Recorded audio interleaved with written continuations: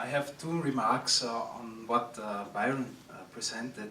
In 2006 we had in Innsbruck a small film conference on the topics of politics, violence and religion, and we had there a remarkable film and also a remarkable person, Julie Cohen-Gerstel from Israel. She herself became a victim of a terrorist attack and has gone.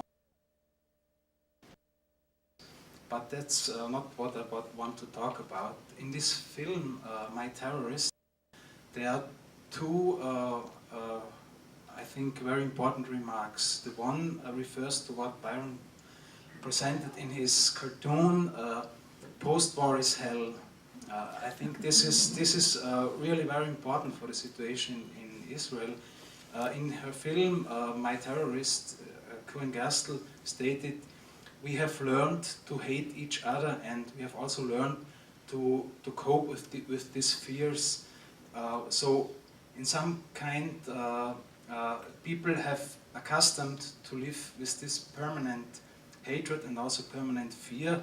And as this conflict is going on so long, they have mislearned to look for alternatives. So in some, and the second point is that in this situation of permanent civil war, militarization of society has taken place. So the main influence in Israel and also on the Palestinian side is by military and pressure groups and so on. So the question is what Sheila addressed, how far it's possible that the people who are very often sick of that situation can turn over that, getting accustomed to this situation. This is the one point.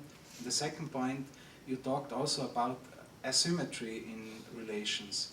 And in this film of Cohen-Gerstel, there was an interview with a psychoanalyst, and he explicitly said, if there's a way to go, the Israeli side has to take the first step because they are in a situation of being the stronger one. And in a situation where both sides have so much resentments and also have to lose their face, it's always to the stronger one who can first take the step, because if the weaker one takes the first step, he could be pushed over, and so the danger of getting lost his face is on the Palestinian side much greater than on the stronger Israeli side, which taking a small step, they not really can lose that much than on the Palestinian side.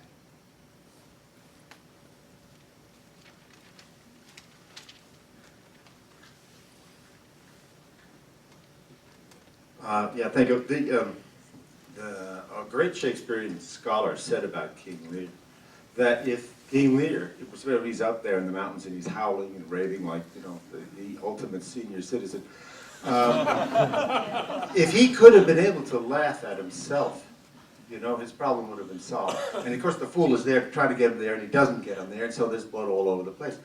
And so I don't know how to introduce a humor requirement to the conference table. I don't. And so I have another question. And I wasn't going to ask it. When Byron Bland mentioned Roll Captain, I feel, say, you know, goaded to ask it.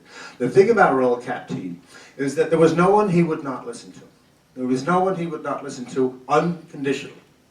You know, his famous thing, I have decided to trust you. He would say that or not. And that was typical of his intervention in Northern Ireland. And by the way, the crisis and the conflict outlived him.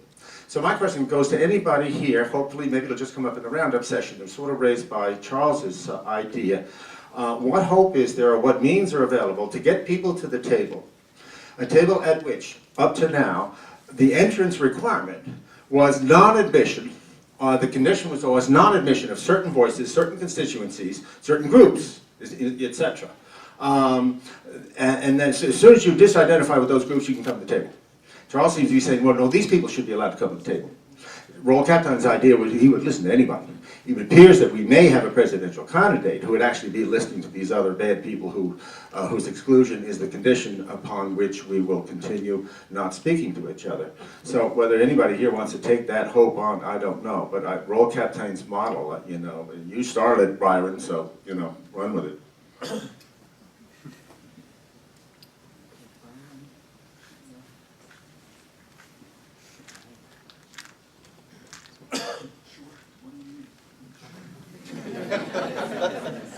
I want to first just say that I think that one of the problems that has to be, maybe this can be done by cover, is a deep dealing with the asymmetries.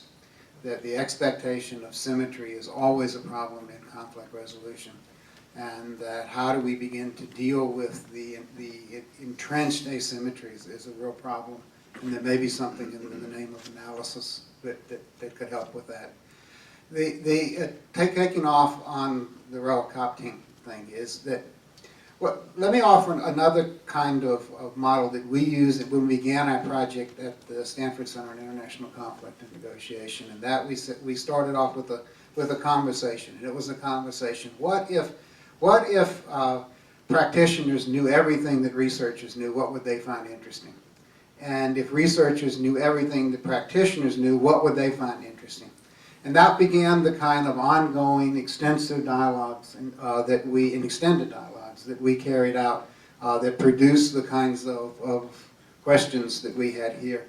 And I think so one of the tasks that I would put before you is so who is doing this stuff? Who would find a conversation with you useful? And we consider it worth having one the next day and the next day. The most interesting conversations that we have had, partners that we have